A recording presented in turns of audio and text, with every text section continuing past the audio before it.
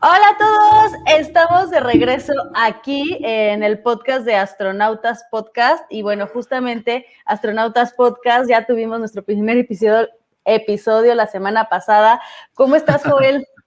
Hola, ¿qué tal, Ana Karen? Muy bien, aquí listo para otro episodio más de Astronautas Podcast.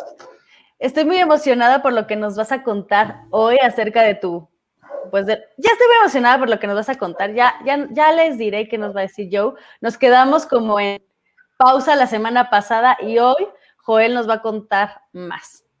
¿Verdad que sí? Sí. La semana pasada nos quedamos en que, o la pregunta era, ¿por qué es factible poner una lanzadera de cohetes en México, no? Y esa era Exacto. una de las principales preguntas. ¿O por qué las lanzaderas de cohetes en Estados Unidos, por ejemplo, están en una península, en este caso en Cabo Cañaveral, que es donde se lanzan la mayoría de los cohetes que salen desde Estados Unidos, o si no es que todos los cohetes, ¿por qué están ahí? ¿Por qué realmente no en otro lado, no en otra parte del país? Una de Exacto. las... Pero pausa, antes de que les demos todo de jalón. Vamos a Yo ya me iba a decirles, arrancar. ya se iba a arrancar. Vamos a hablar de esto, luego de inteligencia artificial, luego vamos a platicar un poquito ¿de qué más les vamos a platicar? De informática, del espacio, de la genética, y hoy no vamos a hablar tanto de Elon Musk, y vamos a dar inicio y ponemos el intro para comenzar. Bienvenidos y bienvenidas a Astronautas Podcast. Estaremos contando noticias e historias fuera de este mundo con Joe, un astrónomo mexicano, y conmigo, Ana Karen, una loca emprendedora por la tecnología.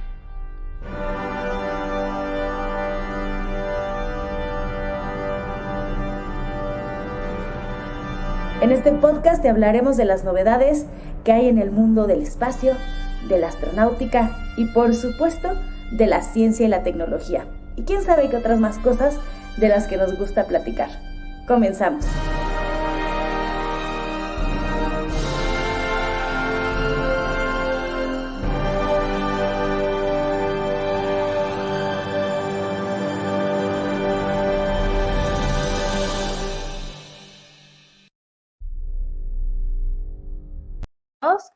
Joe, vamos a arrancarnos, Joel, con la pregunta, ¿por qué sería factible que aquí en México pusieran una lanzadera de cohetes y por qué está en Cabo Cañaveral hoy en día? A ver, ahora sí cuéntanos porque nos dejaste con la duda la semana pasada.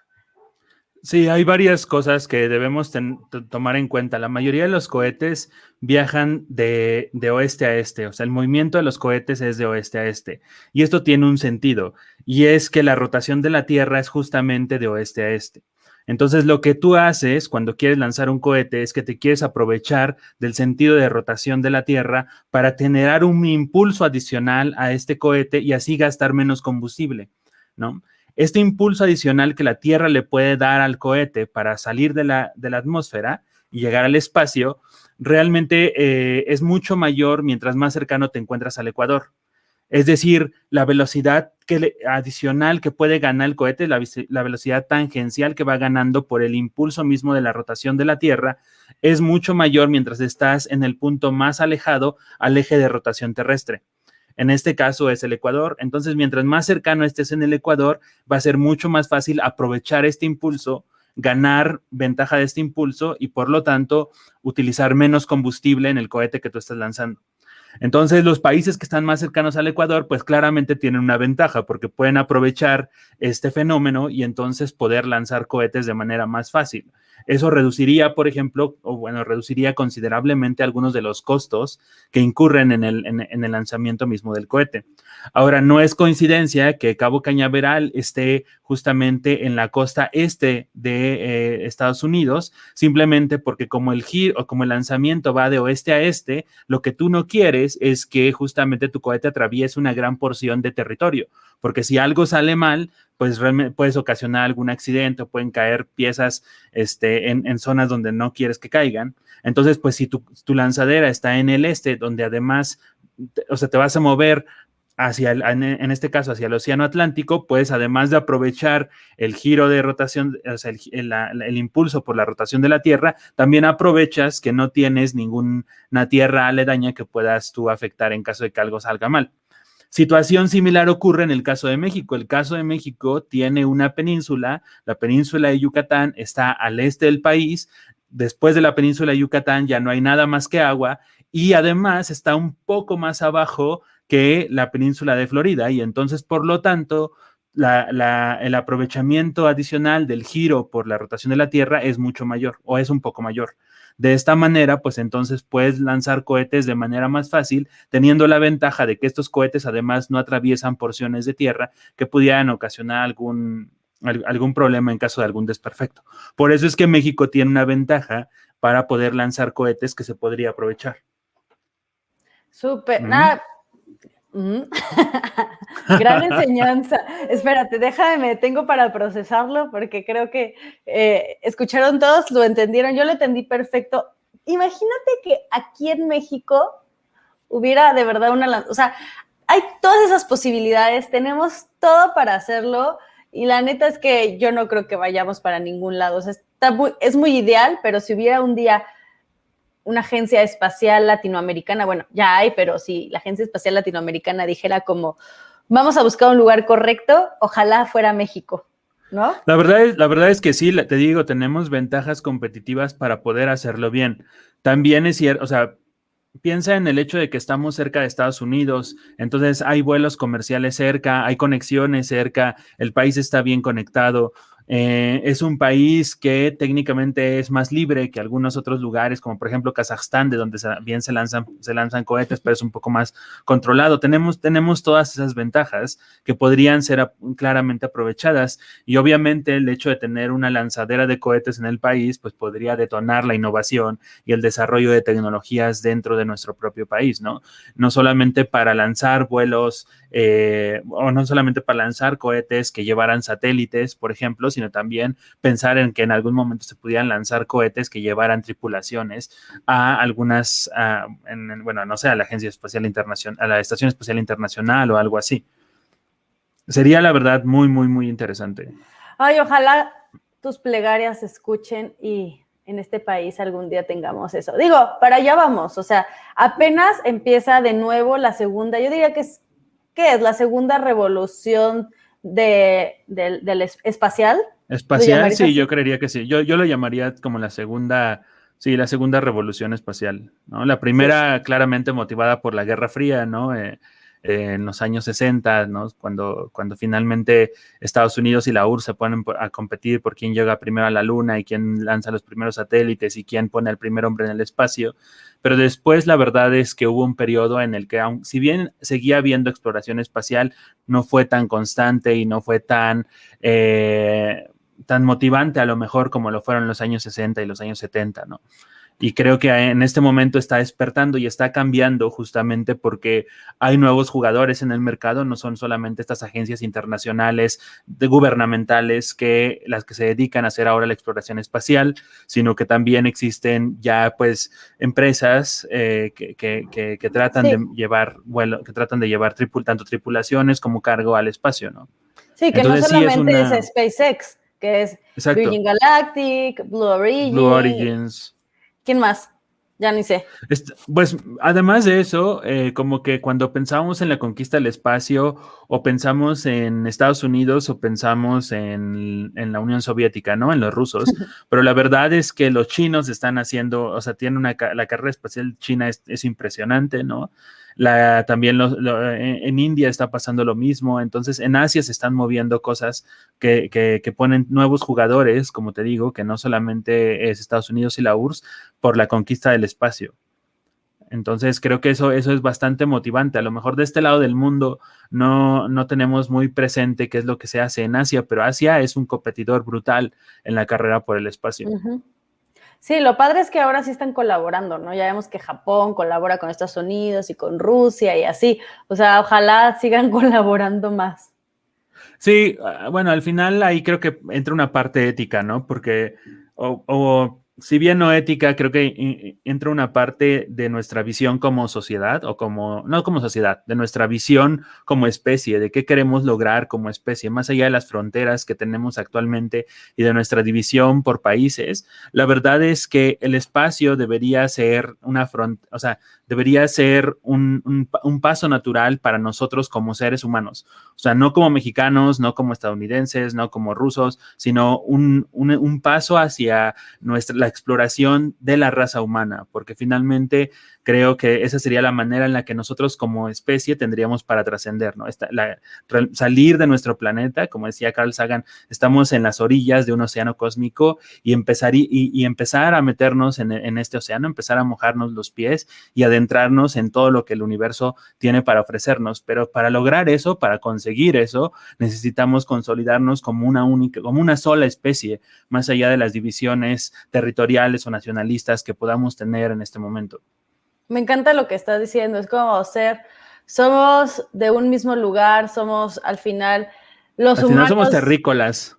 Terrícolas, y lo malo es que creemos que no hay otras razas espaciales, entonces no sabemos hasta dónde podríamos llegar como terrícolas, ¿no? Como humanos siendo uno mismo, pero bueno.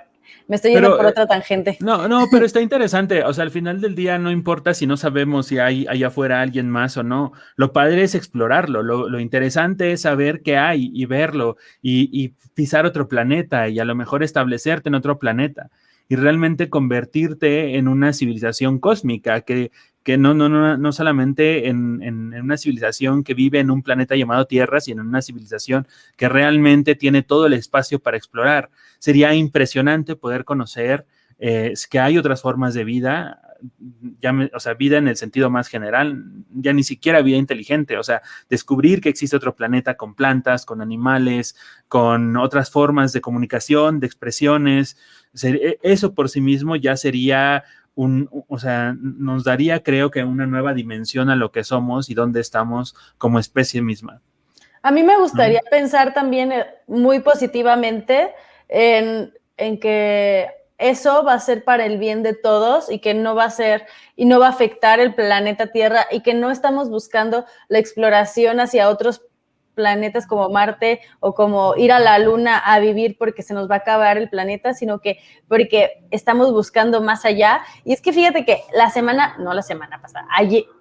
hace 3 días estaba viendo el documental de Greta Thunberg, está en Disney Plus, y pues ya ves que ella habla mucho del cuidado del medio ambiente y básicamente su lucha es por el mundo, por el planeta Tierra. Y dice mucho como, how dare you, ¿no? How dare you, cómo se atreven a ir al espacio, cómo se atreven a hacer viajes, cómo se atreven a hacer vuelos de avión cuando estás matándote tú poco a poco, ¿no? Cuando te estás matando y estás matando a tu planeta Tierra y solamente estás buscando cómo salir de él y escaparte de él para dejarlo aquí consumiéndose por sí solo, ¿no? Entonces, como que quisiera pensar que ojalá la exploración espacial no sea una salida rápida para llegar a tener una segunda casa porque nos acabamos esta casa que tenemos ahora. Me gustaría pensar que eventualmente el planeta Tierra seguirá siendo nuestra casa y va a haber otros lugares que además podemos visitar, ¿no? Pero yo pensaría que no. La verdad es que yo creo que para poder explorar y conquistar el espacio, debemos primero vencer todas estas trabas sociales que tenemos en la Tierra. Si no somos capaces, como te digo, de dejar de lado nuestro ego nacionalista, nuestras preconcepciones sociales, no vamos a ser capaces de explorar ni entender que hay más allá en el espacio. El cambio climático es una cosa bien, bien interesante. Yo creo que deberíamos de hablar todo un podcast solamente de cambio climático, porque en realidad es un problema de todos. O sea, no es un problema que vaya a resolver un país. Realmente si Alemania o si Suecia o si los países nórdicos están haciendo todo lo posible por eliminar el cambio climático por minimizar el cambio climático, no sirve de nada si los demás países no hacemos algo. Esa es una amenaza global, es un problema global y es un problema que nos va a definir como especie o sea, en unos cuantos años, ni siquiera décadas, ¿sabes? Es un problema que debemos atender hoy en día y que debemos tratar de resolver hoy en día. Y realmente es una cosa que tenemos que hacer todos nosotros. O sea, no hay una única solución, no hay una solución mágica que lo resuelva. Es una cosa del día a día, de cómo vivimos y de lo que tenemos que entender como sociedad. Pero te digo, ese es otro rollo. Si quieres, lo tratamos completamente en un podcast, porque creo que valdría la pena hablar de eso como más a fondo. Solo para darte un dato, y ya si quieres cambiamos un poquito de tema, es el impulso que alcanzaría más o menos un cohete por esto de la rotación en el caso de la península de Yucatán, sería alrededor de 1,500 kilómetros por hora. O sea, es el impulso adicional que le da a un cohete el hecho de utilizar la rotación de la Tierra, el sentido de rotación de la Tierra para poder ser eyectado hacia el espacio. Entonces es un montón, o sea, 1,500 kilómetros por hora está cañón. Sí, usas la física a tu favor, ¿no? Exacto, usas la física a tu favor. Muy bien. Y ya está. Ojalá que... Ya no me pongo más melodramático, perdón. No, ojalá que alguien de por ahí que nos esté escuchando diga, estos de Astronautas Podcast tenían razón y vamos a poner la Agencia Espacial Latinoamericana o a lo mejor la misma NASA dice como hago una alianza con México para que ahí podamos poner la lanzadera de cohetes espaciales. Estaría padre, la verdad es que estaría padre tener 2 lanzaderas en el hemisferio norte, ¿no? En países aliados.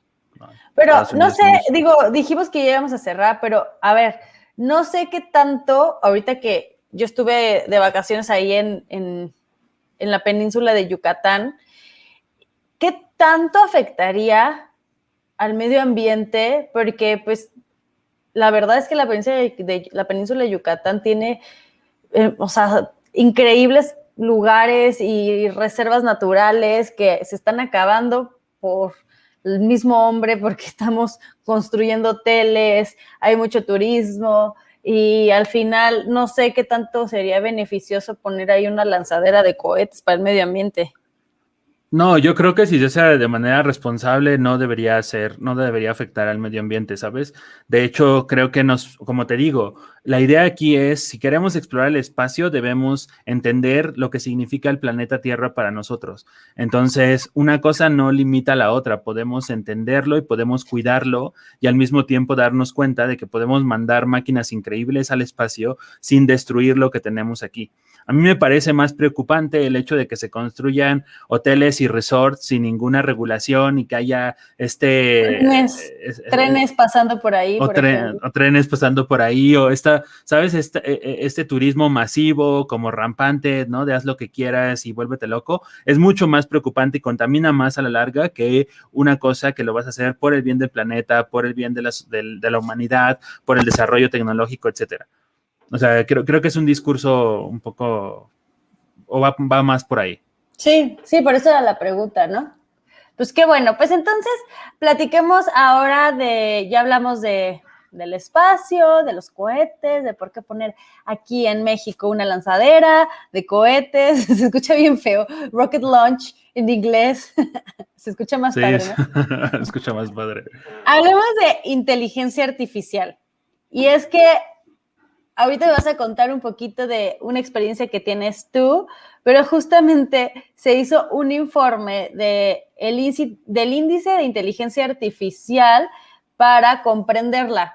Y este índice tiene 222 páginas y justamente lo produjo el Instituto de Stanford para que esté centrado en el ser humano y está lleno de gráficos que nos dice, pues, principalmente cuál es el estado actual de la inteligencia artificial. Ahorita leemos algunos de los 15 principales, pero sobre todo me gustaría que nos contaras de tu experiencia acerca del tema, porque me estabas contando hace rato antes de empezar de lo que empezaste a ver ¿con qué compañía, perdón? Con Intel, con Intel. Cuéntame. Sí, estuve hace poquito en un taller donde justamente era sobre procesamiento de datos con inteligencia artificial, y en ese taller estuvo presente la gente de Intel y nos decían que los nuevos procesadores, la nueva generación de procesadores que tiene Intel están siendo desarrollados justamente para mejorar los algoritmos de inteligencia artificial, para hacerlos mucho más veloces, para que el procesador sea capaz de accionar y operar todas las operaciones matemáticas que se tienen que hacer cuando, por ejemplo, entrenas una red neuronal y entonces hacerla mucho más veloz, que el proceso de entrenamiento de las redes neuronales sean mucho más veloces y por lo tanto seas capaz de generar algoritmos de inteligencia artificial de manera más rápida y que aprendan de manera más rápida. Entonces, en este caso, Intel, la compañía, no está desarrollando o cree que no debe desarrollar ya procesadores que sean de propósito general únicamente, sino también que estén siendo optimizados para el desarrollo de inteligencia artificial. Y eso está muy, muy padre, ¿no? Que los nuevos procesadores ya tengan esto incorporado y que sea una preocupación desde la concepción misma del desarrollo del procesador para entonces poder mejorar estos algoritmos. Que como te digo, la inteligencia artificial es sin duda una de las revoluciones más importantes de este nuevo siglo y lo va a cambiar todo, absolutamente todo o sea, ni siquiera nos esperemos en 50 años, ¿sabes? En menos de 10 años vamos a ver aplicaciones de inteligencia artificial con las que apenas podemos soñar ahora mismo. Yo quiero decir algo, sí. Según se estima, el señor padre de la inteligencia, no, es cierto, Peter Diamandis, no, Ray Kurzweil, el director de tecnologías de Google, que él es un futurista o futurólogo, como le quieren llamar, yo creo que es más futurólogo, él estima que para el año 2045 la inteligencia artificial va a ser más grande, más poderosa que la inteligencia humana, lo que llamamos la singularidad. Y yo tengo una teoría que nadie me ha dicho que sí o que no, pero yo creo que con la pandemia esto cambió. O sea, se estimaba que en el 2045, porque pues se estimaba como un crecimiento exponencial, pero no tan exponencial. Tan acelerado, ¿no? Tan acelerado. Y justamente yo creo que en la pandemia se está formando esta curva, la curva de inflexión que se necesita para que lleguemos a la exponencialidad. Siento que está pasando o sea, la estamos viviendo ahorita.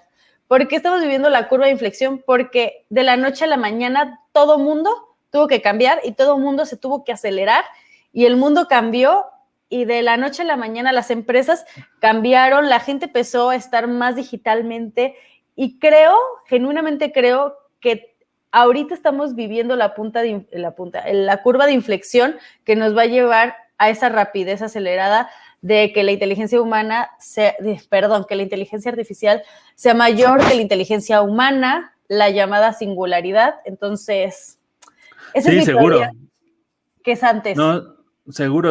O sea, la pandemia lo cambió todo. Creo que a partir de ahora el mundo va a estar integrado de manera digital. Antes sí se tomaban, mira, cuando digo que el mundo va a estar integrado de manera digital, me refiero a que tu vida va a ser tanto física como digital, al 100%, no lo vas a poder separar, ya no va a ser posible separarlo, a eso es a lo que me refiero. O sea, de verdad, ya hay cosas que te van a permitir vivir en una especie de realidad aumentada de manera digital. Y creo que se va a acelerar constantemente durante los próximos años porque ya no hay marcha atrás.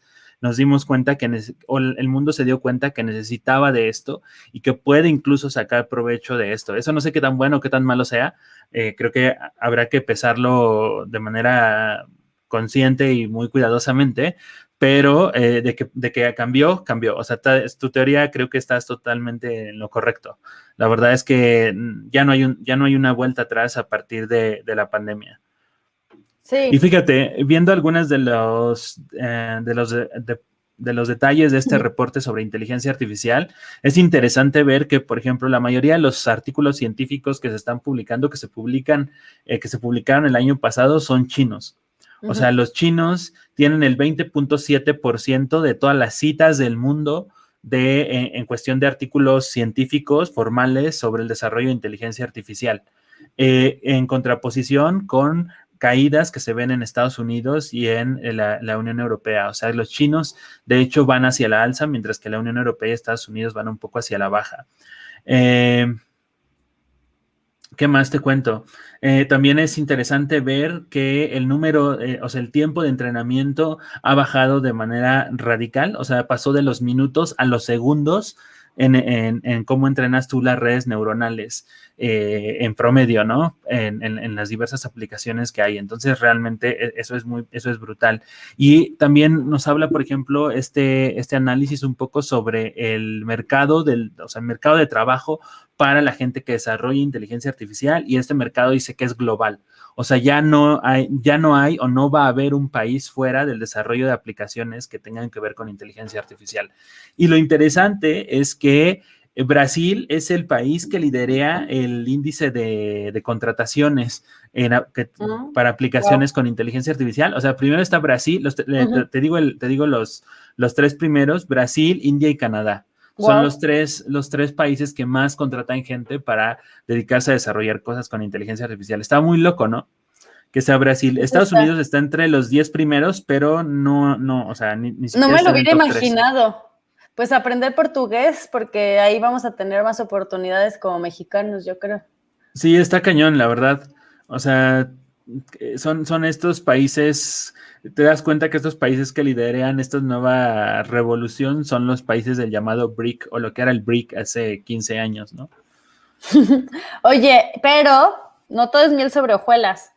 Hablemos un poco de los sesgos, y también justamente este mismo estudio habla de una gran advertencia sobre los sesgos, los llamados bias, dentro de la inteligencia artificial, porque aunque los modelos de lenguaje para tareas como el reconocimiento de voz y la generación de texto, pues en realidad han sido bastante buenos, todavía tienen algunas fallas específicas que se podrían descarrilar en el uso comercial, a menos que las abordemos de una manera diferente. O sea, pueden ser mal usadas y pueden tener serios problemas como prejuicios dañinos, como el típico de no reconocer a una persona por el color de piel, o por decir como, tú eres el ladrón porque tienes cierto color de piel. Digo, eso es como el más típico que estuvo pasando anteriormente. Y puede ser también como un desempeño deficiente en diferentes personas, o generar textos que reflejen prejuicios históricos, porque al final acuérdate que la inteligencia artificial ha sido creada por humanos, y aunque aprenda de sí misma la inteligencia artificial, al final hay una historia, y la historia está en Internet. Y si históricamente hay un mundo que es clasista, hay un mundo que es racista, hay un mundo que es violento, pues obviamente se tiene que empezar a ver cómo vas a dejar estos sesgos de lado, ¿no? Entonces, pues ahí hay un problema, pero al final pues hay que ver. Yo creo que ya se dieron cuenta, pues ahora hay que ver cómo lo van a hacer. Bueno, cuando hablamos de inteligencia artificial, muchas aplicaciones que se conocen como aplicaciones de inteligencia artificial en realidad no son aplicaciones conscientes. O sea, si bien pueden aprender y pueden encontrar patrones de manera mucho más específica y mucho más robusta o más rápida que los seres humanos, no significa que sean aplicaciones que piensen y que tengan conciencia sobre su entorno. Eso hay que dejarlo muy claro. Okay. Y entonces, también es cierto que estas aplicaciones dependen mucho de cómo las entrenes. Y si en el entrenamiento hay un sesgo inherente en la manera en la que tú lo estás desarrollando, entonces la aplicación va a tener un sesgo inherente. Y esto es bien, bien importante de erradicar, porque no queremos que las aplicaciones tengan estos sesgos, porque si las aplicaciones tienen estos sesgos, entonces podemos entrar en conflictos éticos o morales, ¿no? Sobre lo que se está desarrollando, y puede ser muy, muy dañino, ¿no? Ya le hablabas tú del hecho de que, por ejemplo, hay aplicaciones que simplemente porque tienes un cierto color de piel te ponen o están predispuestas a catalogarte como un posible ladrón o como un posible, qué sé yo, secuestrador, etcétera. Y esto no está padre, porque lo que no queremos o lo que la humanidad no necesita es traducir sus sesgos y traducir todas estas preconcepciones que tenemos a los robots o a la inteligencia artificial, ¿no? No queremos que eso pase. Queremos que sean aplicaciones mucho más libres e independientes de cualquier prejuicio que podamos tener.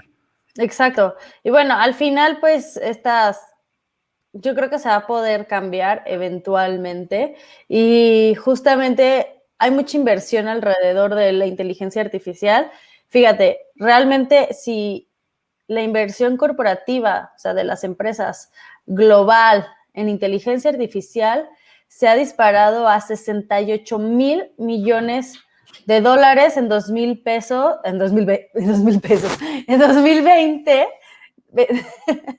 68,000 millones de dólares en 2020, y se dice que va a aumentar hasta 40% más. Entonces se está invirtiendo muchísimo en inteligencia artificial.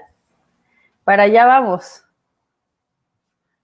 Perdón, sí, está cañón que para allá. Y bueno, creo que, no sé si me escuchas bien, te estás cortando, o más bien, platico yo un poquito. Hay uno de los títulos sobre el estudio, porque les dije que había como 15 principales, pero uno de los títulos principales es que se acabó ese frenesí de las startups. Eso quiere decir que, aunque la inversión privada sigue aumentando año tras año a un ritmo más lento, se dice que el dinero se canaliza menos a startups de inteligencia artificial. Si bien la pandemia puede haber tenido un impacto en la actividad de las nuevas empresas, esta disminución en el número de nuevas empresas es una tendencia clara que comenzó en 2018. Parece una señal de una industria en proceso de maduración. O sea, cuando empiezas a ver que ya no hay tanto lanzadera de empresas, quiere decir que se están estabilizando las que se lanzaron anteriormente. No sé, y que también que hay un efecto de COVID alrededor de esto.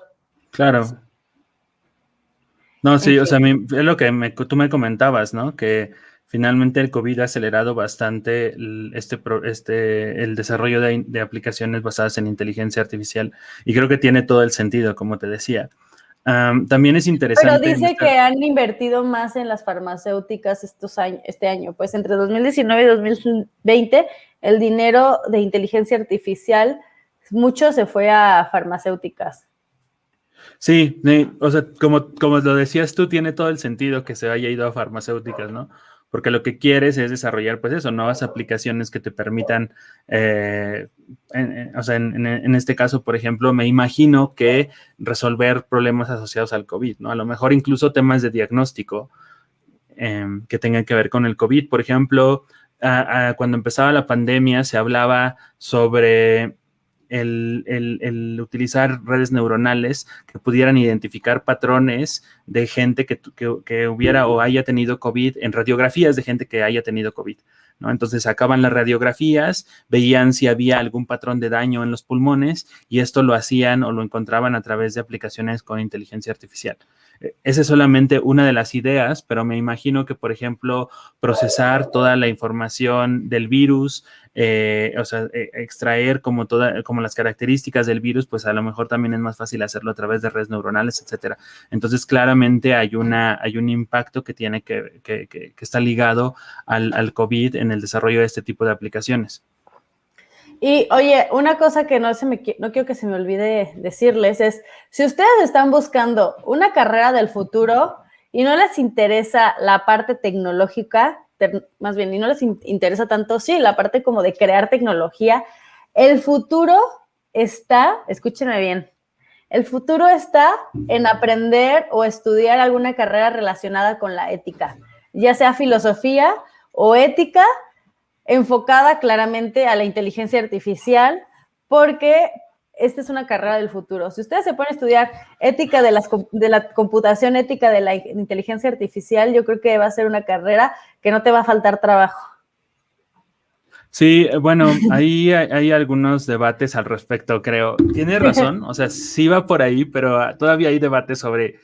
De hecho, creo que ese es uno de los grandes limitantes que vamos a tener que resolver con respecto a la inteligencia artificial, y tiene que ver con la gran cantidad de trabajos que van a desaparecer, porque las aplicaciones de inteligencia simplemente los van a disolver. Automatizar. Hasta este momento, sí, es un poco así, pero el problema es que hasta este punto en la historia, mira, por ejemplo, la gente que defiende la automatización te dice, ok, la automatización no sirve porque entonces podemos eliminar trabajos que en realidad están alienando a las personas, trabajos repetitivos, trabajos que en realidad no te ayudan a crecer como humanamente, ¿no? simplemente que, no sé, una persona que está todo el día sellando lo que te guste, bolsas de empaques, pues realmente no es un trabajo que te ayuda a crecer humanamente, ¿no? Y entonces la automatización, en teoría, te ayuda a eliminar o a quitar esos trabajos para que se abran nuevas oportunidades de trabajos que te ayuden a ti como ser humano a desarrollarte de manera más general, más humana. Ese ha sido el argumento que hemos tratado, que se trata de sostener hasta ahora cuando se apoya en la automatización de diversos procesos, los que tú quieras. Y hasta este momento ha sido más o menos cierto, si bien la automatización es capaz de eliminar algunos de estos trabajos, también ha creado un montón de nuevas oportunidades, ¿no? Por ejemplo, el Internet ha abierto la puerta a que hoy nos estemos comunicando en este podcast, o en tu casa, yo en la mía, y que nos pueda ver un montón de gente. Ojalá, véanos, por favor, gente, o escúchenos, gente. Y que esto esté bien, ¿no? Y que podamos compartir ideas a través de esto. El problema con la inteligencia artificial es que no se sabe si los humanos van a dejar realmente de ser necesarios para algunas cosas. Y ahí el problema. Esa creo que va a ser la problemática. El hecho de que no sabemos si esta nueva revolución vaya a crear nuevas oportunidades para que los seres humanos tengamos ahora nuevos trabajos que desarrollar, o si finalmente los seres humanos vamos a dejar de ser imprescindibles. Porque ahí es donde creo que entra el verdadero conflicto de todo esto. Y es una de las grandes preguntas que sin duda nos vamos a tener que ir contestando. Hasta ahora las barreras humanas del desarrollo de este tipo de algoritmos, pues siempre había sido el arte, la ética, cosas que tuvieran que ver o la filosofía, ¿no? Con el pensamiento mucho más crítico. Y hasta ahora ese había sido como nuestro último refugio. Pero la verdad es que hoy en día hay cosas que hacen canciones, ¿sabes? Hay máquinas que crean canciones, hay máquinas que están creando pinturas, hay máquinas que están diseñando arte digital. Entonces, ya el arte ya no está haciendo ese escudo que teníamos los seres humanos en cuanto a los trabajos o la manera de desarrollarnos. Y creo que va a ser uno de los principales pues, conflictos que vamos a tener que enfrentar en los próximos años. Está bien loco, Ana Karen. Creo que no te estoy escuchando. Es que estaba en mute. Técnico. Es que estaba en mute. Pero es todo un tema. Al final vamos a seguir hablando de esto en estos siguientes podcasts. Entonces, este es un tema que no se queda ahí, que no muere. Vamos a tocar después eventualmente más acerca de esto. Estaba viendo el problema hay muchísimo, el problema de diversidad, que solo 20% de las estudiantes de doctorados en inteligencia artificial son mujeres, y se me hace mucho. El problema de diversidad, que de todos los que estudian, 70% son blancos, 24% son asiáticos, 3.2 son hispanos, 2.5 son negros o africanos, 1.7 multirraciales, 0.6 a hawaianos y 0.3 indios o de Alaska. Entonces, como... O sea, aún así, es que es brutal. O sea, esas estadísticas son realmente brutales. El mercado lo siguen dominando hombre blanco, el caucásico, el hombre blanco caucásico, ¿sabes? Después los asiáticos. Si te das cuenta, hay una gran área de oportunidad para los latinos, porque en realidad ese es el 3.2%, es prácticamente nada. O sea, los latinos hispanic son 3.2, y de los de los hispanohablantes, ¿cuántos serán mexicanos? Yo creo que hay un poquitos. No, bien poquitos, sí. Y luego échale, si eres mujer. Sí, está cañón. No, eso es un bias muy importante. Muy importante. Pero bueno, quería cerrar con estos datos porque ya sabes que para mí siempre son importantes. Y como último tema, platiquemos de qué quieres platicar, de genética, de espacio, de computación. ¿Qué tema te nace? Antes de cerrar. Tú elige hay muchos temas. Más. Mira, no sé. Robótica va. De los exoesqueletos robóticos que podrían un día caminar solos. Y sirve que, pues eso va aliado de ¿qué? De la inteligencia artificial. Inteligencia artificial, sí. O sea, los exoesqueletos para que caminen solos algún día necesitan algoritmos de inteligencia artificial. Bueno, va a ser mucho más fácil desarrollarlos con inteligencia artificial que con algoritmos más tradicionales. Hay avances brutales. O sea, yo he visto videos de estos especie de robots que son como, yo le digo como perritos, pero en realidad son robots cuadrúpedos que están impresionantes. La verdad es que lo que logran hacer, la estabilidad que tienen, están gruesos. Es el robot más avanzado del mundo. Son los que hicieron esta famosa empresa, ¿cómo se llama? La de Massachusetts. ¿Cómo se llama? Boston Dynamics. Boston Dynamics, exacto. Ajá, exacto. Entonces, dice que los investigadores de Exonet quieren explorar cómo el software de inteligencia artificial puede transmitir comandos a los exoesqueletos para que puedan realizar tareas como subir escaleras o evitar obstáculos basándose en el análisis de un sistema de los movimientos actuales de un usuario y de lo que viene el terreno. O sea, no solamente es que son muy buenos en abrir puertas, en no caerse, en hacer tareas difíciles, sino que además van a poder tener una predicción de lo que viene en lo que están viendo en el terreno, ¿no? Como los autos ahorita, o los autos autónomos, pues, los de hoy en día, valga la redundancia, ¿cómo? Rebusnancia. O sea, con los autos autónomos como inspiración, básicamente, sí, que buscan desarrollar exoesqueletos autónomos que puedan manejar la tarea de caminar sin intervención humana. Sí, te digo, de hecho, eso es una muy buena idea, ¿no? El aprovecharte de lo que hace el ser humano, de cómo se mueve, de cómo camina y del terreno mismo para entonces encontrar los patrones necesarios para que el robot sea capaz de caminar de manera autónoma sin sufrir algún percance. Y no es nada sencillo, la verdad es que es muy complicado. Como te digo, hay algunas tareas que los seres humanos realizamos de manera muy sencilla que realmente para las máquinas es muy complejo. Y estos patrones de reconocimiento del terreno, de saber cómo maniobrar con el peso, o sea, tú vas caminando y de repente te encuentras, no sé, un bache y lo tratas de esquivar o lo puedes esquivar más o menos de manera simple, pero para los robots esto es muy complejo. La verdad es que no sí, es tanto la parte mecánica, sino la parte del control mismo que hay en los robots. De hecho, entonces, es muy divertido. Es todo un área. Es muy divertido, no sé si lo han buscado. Busquen Boston Dynamics Fails. Es muy divertido ver cómo los robots fallan todo el tiempo. O sea, no pensemos que de la noche a la mañana la inteligencia artificial y los robots se van a venir a apoderar de nosotros, porque la verdad es que en realidad, en sí, por sí mismos, los robots son estúpidos. Entonces, si eventualmente los hacen autónomos, que wow, mi cabeza explota porque cómo no habían, o sea, cómo apenas está viendo esta relación entre, ok, está la tecnología de los coches que se manejan solos y está la tecnología de los robots, como estos perritos que dices tú. ¿Qué pasaría si los juntamos? Ahora, ¿qué pasaría si los juntáramos con un exoesqueleto? Porque lo que estamos hablando aquí es más de los exoesqueletos, que son como estos robots, digamos así entre comillas, que se adhieren a tu cuerpo. Entonces te ayudan a levantar cosas pesadas, o una persona que tiene parálisis, pues puede caminar sin necesidad de tener... Sí, de un bastón o en lugar de estar en una silla de ruedas, etcétera. ¿No? Puede caminar ya así de como por sí mismo y entonces eventualmente este exoesqueleto va a caminar por sí solo, o sea, te vas a montar en él y va a caminar por ti. Eso está loquísimo.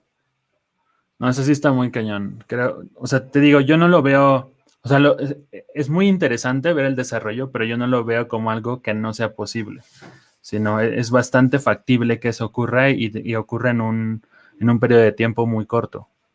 Mira, dice que su objetivo, según, es automatizar el movimiento. El investigador de ingeniería eléctrica de la Universidad Estatal de Carolina del Norte dice que se están enfocando en cómo el software de inteligencia artificial podría reducir la incertidumbre debido a factores como el desenfoque de movimiento o las imágenes sobreexpuestas para garantizar un funcionamiento seguro. Sí, creo que ¿Sí? Eso del procesamiento de imágenes es una de las áreas que más va a crecer con este tipo de algoritmos. Es lo mismo que utilizan, por ejemplo, los autos para manejar de manera autónoma, ¿no? Y es un poco la misma idea, pero aplicada en este caso al exoesqueleto. Y que pueda realizar tareas como subir escaleras por sí mismo, evitar obstáculos, basándose en el análisis de un sistema de movimientos actuales de un usuario y del terreno próximo. Y que sobre todo, lo más importante siempre es la seguridad del usuario, y están considerando trabajar con personas con problemas de movilidad, claramente, obviamente. Sí. Para allá va. No, está cañón. Para allá va esta tecnología, esta nueva tecnología. Y bueno, pues antes de cerrar, no sé si queramos tocar algún tema rápido de alguna cosa que te haya llamado la atención esta semana. No, pues más bien tú cuéntanos, te vas a ir la semana que entra a ver el lanzamiento, ¿no? A Cabo Cañaveral, tristemente. ¡Ay, estoy muy emocionada yo! Pues es mi segundo despegue, pero nunca desde la Tierra. Desde la Un día me verás en ese cohete espacial, pero bueno, es la segunda vez que veo un despegue. Voy a ir a el lanzamiento del cohete, para quien me esté escuchando esta semana del 18 de abril pues todavía están en tiempo. Si nos están escuchando después, pues ya no están en tiempo. El lanzamiento del cohete va a ser el 22 de abril, ¿o el 21? No, el 22 de abril, justamente, a las 5 de la mañana de aquí de México, a las 3 de la mañana de Orlando. ¿Sí lo estoy diciendo bien los tiempos? Sí, es a las 3 de la mañana de Orlando, al revés. No, las 3 de la mañana de Orlando. No, aquí es la 1 de la mañana. Ajá. 1 de la mañana de aquí. Sí. No sé bien cómo está el tiempo, pero al final es las 3 de la mañana de Orlando. Sale el cohete, va a ser el Falcon 9, Dragon 2, Crew 2, parece trabalenguas, Falcon 9, Dragon 2, Crew 2, pero básicamente es el cohete que se llama Falcon 9, que va a la navecita de arriba, que es el Dragon 2, el dragón número 2, así se llama la cápsula, y va una segunda misión espacial, que básicamente es el Crew 2, la tripulación número 2. Entonces ellos van 4 astronautas, una mujer americana, un hombre japonés, un hombre americano y un hombre italiano o francés, bueno, de la Unión Europea. Ok. Y pues su misión al final es hacer investigaciones científicas en el espacio, y va a llegar un momento, van a tener creo que un día o dos en los que se van a encontrar con los otros, con la otra tripulación. Ajá, con la otra tripulación que fue el Crew 1 del Falcon 9, justamente. Y pues... Qué padre. Está padre. ¿Sabes qué es lo que más me gusta es que sí. del lanzamiento, como de verlo? Es muy impresionante, y eso que estoy a muchos metros, o sea, soy kilómetros de distancia a los que estoy. Creo que son 15 kilómetros o 10 kilómetros de distancia a los que estoy. Y aún así, cuando empieza a despegar, sientes como que la Tierra empieza a vibrar. Sí, a vibrar. Y de repente se hace de día. O sea, se hace de día, porque el fuego es tan deslumbrante y hace calor. Y el fuego es tan deslumbrante que se hace de día y se ve todo iluminado. Se ve todo iluminado y ves y empiezas a ver el despegue. Es como una sensación súper padre, aunque veas el cohete de miniatura. Sí, el cohete es nada. Es chiquito. súper pequeño, ajá. ¿no? Y bueno, y otra cosa que también está súper diferente ver es cuando regresan los propulsores. Ya ves que está en 2 fases, ¿no? Es la fase 1, la fase 2 y luego ya el dragón. Entonces la fase 1 regresa, y regresa de una forma que normalmente no estamos acostumbrados a ver ni en películas, porque pues antes no regresaban los cohetes, ¿no? Entonces, claro. Se ve como si viniera un meteorito hacia ti, morado. Es morado y es como un meteorito. Eso sí está muy cañón. La verdad, sí, eso de ver cómo despegan, el espectáculo es impresionante. Además, hay varios colores que están asociados justamente con el tipo de combustible que se quema y demás, pero que en el cielo se ven muy, muy padres, ¿no? La estela de colores que se deja está muy padre. Exacto. Ay, no, pues yo muy emocionada, Joe. Y, oye, la vez pasada me dijeron que ni siquiera nuestras redes sociales les dejamos ni nada, nomás nos fuimos y ya. Entonces, Y ya, adiós, para hacer, ni cómo nos llamamos, ni nada. Entonces, pues miren, les voy a presentar a Joel. Él es Joel Sánchez Bermúdez. Él es astrónomo de la UNAM. Y yo soy Ana Karen Ramírez, que soy emprendedora en una empresa social que se llama Epic Queen. Y nuestros arrobas de Joel es @astro_Joel. Sí, justo es @astro_Joel, perdón. Ya desbloqueaste tu cuenta, ¿verdad? Sí, está ya pública. Ya lo pueden ir a seguir porque el muchacho estaba muy privado. Estaba muy privado, exacto. Ya eres figura pública, Joe, no puedes No puedo tener mis cuentas privadas, ¿verdad? Es lo Ya que no, decíamos. Estamos conectados todos, exacto. Ya eres figura pública, si quieres algo privado, pues, o entonces haz otra cuenta. Y bueno, y la mía es @AnaQueenMaker. Y también vayan a seguirnos a nuestras redes sociales de Astronautas Podcast. Bueno, solo tenemos Instagram y YouTube. Entonces síganos como Astronautas Podcast en Instagram y en YouTube también como Astronautas Podcast y en Spotify y en Apple, no sé dónde nos estén escuchando.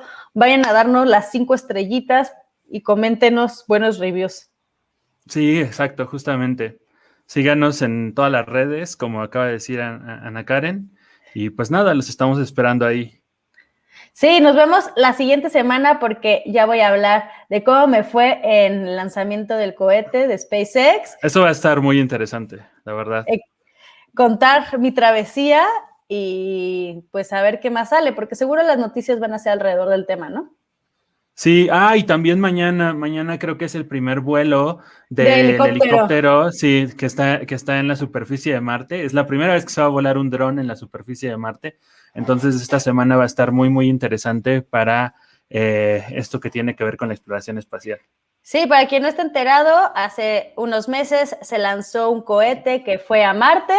Este cohete que fue por ahí de octubre, llegó a Marte, es un rover, y el rover adentro de él traía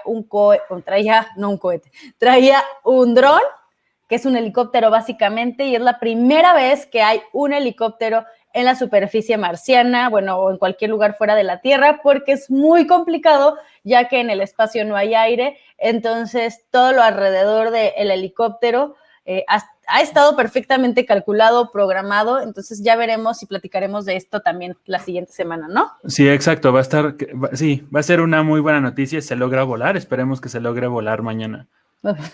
Qué triste que llega y se cae, ¿no? Así de... No, ojalá que no. De hecho, bueno, ya se pospuso una vez, justamente porque había algunas condiciones que checar, pero mañana es como el siguiente vuelo programado. Ojalá que se logre hacer. Ojalá. Pues entonces esperemos las noticias de Marte y del lanzamiento del Falcon 9 Crew 2 de Dragon 2. Súper. Nos vemos la siguiente semana. Adiós. Chao. Bye. Esto fue Astronautas Podcast. Nos vemos en el siguiente despegue. One small step for man.